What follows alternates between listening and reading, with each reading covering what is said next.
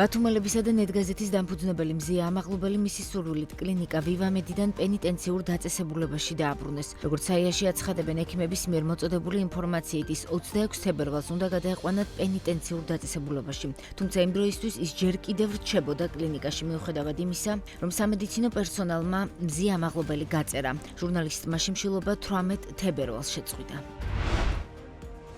ხანგრძლივი მშვიდობა იქნება და იმედი მაქვს, რომ ის მალე მოხდება. თუ ის მალე არ დამყარდა, შეიძლება საერთოდ არ დამყარდეს. ამის შესახებ ამერიკის პრეზიდენტმა დონალდ ტრამპმა დიდი ბრიტანეთის პრემიერ-მინისტრ კირ სტარმერთან ვაშინგტონში გამართულ ერთობლივ პრესკონფერენციაზე განაცხადა. ბრიტანეთის პრემიერმა კი თავის მხრივ აღნიშნა, რომ მშვიდობა უნდა მოიგონ. ეს არ შეიძლება იყოს მშვიდობა, რომელიც ასაჩუქრებს აგრესორს. ისტორია მშვიდობის მყოფელის მხარეს უნდა იყოს და არა დამყრობლის. სტარმერის თქმით, შეთანხმება უნდა იყოს ისეთი, რომელსაც აღნიშნავენ უკრაინაში და მსოფლიოში. ამასთან მისი განცხადებით, ფსონები ძალიან მაღალია და მოკავშირეები ერთად იმუშავებენ, რათა კარგ შეთანხმებას მიაღწიონ. როგორც მან აღნიშნა, ტრამპთან შეხვედრაზე განეხილეს გეგმა, რომ მიღწეულ იქნეს შეთანხმება, რომელიც კაცრი და სამართლიანი იქნება. მანამდე დიდი ბრიტანეთის პრემიერ-მინისტრმა და ტრამპმა ოვალურ კაბინეტში შეხვედრის დროს უკრაინის პრეზიდენტ ვოლოდიმირ ზელენსკისთან მიახლოებულ შეხვედრასთან დაკავშირებით ისაუბრეს. ტრამპმა განაცხადა, რომ მათი ურთიერთობა ცოტათი დაძაბული გახდა. ჩვენ გვინდოდა გქონოდა ცოტა რამ, ის რაც ევროპულ ქვეყნებს ჰქონდათ.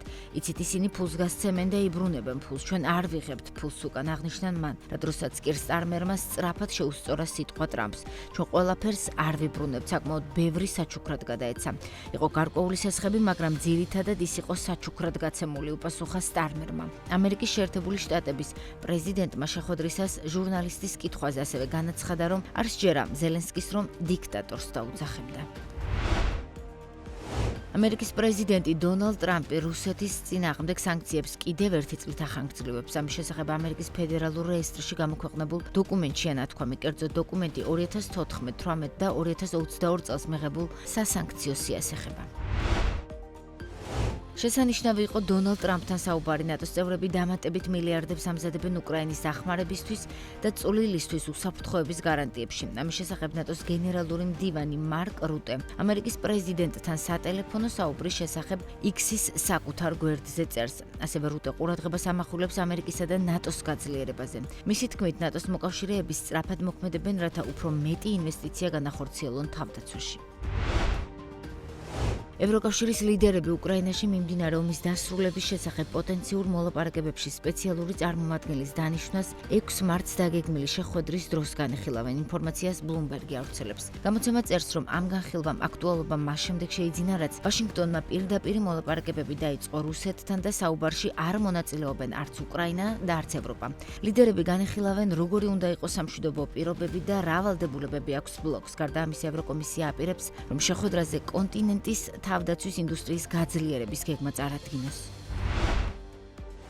თურქეთი უკრაინაში მშვიდობის მყოფელების გაგზავნისთვის მზად არის. ამის შესახებ ინფორმაციას გამოცემა ბლუმბერგი ანონიმურ წყაროებზე დაყრდნობით ავრცელებს. გამოცემის ცნობით, აღნიშნული საკითხი თურქეთის პრეზიდენტმა რეჯეფ თაიპ ერდოღანმა, როგორც უკრაინელ კოლეგა ვოლოდიმირ ზელენსკისთან, ასევე რუსეთის საგარეო საქმეთა მინისტრ სერგეი ლავროვთან შეხვედრის დროს განიხილა. ამავდროულად წყაროების ცნობით, თურქეთი არ იქნება სამშვიდობო მისიის ნაწილი, თუ ანკარას მსგავსი მისიის ფორმირების ყველა კონსულტაციისა და მომზადებაში არ ჩართავენ.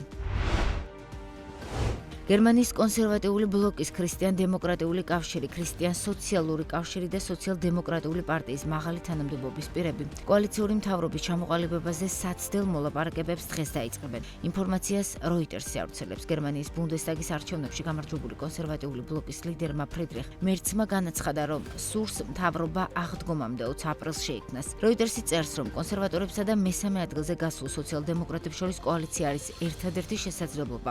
მთავრობის ფორმირებისთვის თუ ყველა მხარე დაიცავს ვალდებულებას არ მართოს ქვეყანა პარტიასთან ალტერნატივა გერმანიისთვის ერთად, რომელიც არჩევნებში მეორე ადგილზე გავიდა. საცდელი მოლაპარაკებები, რომელშიც თითოეული მხარის 9 მაღალი თანამდებობის პირი მონაწილეობს, მოგვიანებით შეიძლება უფრო დეტალურ დისკუსიებში გადაიზარდოს.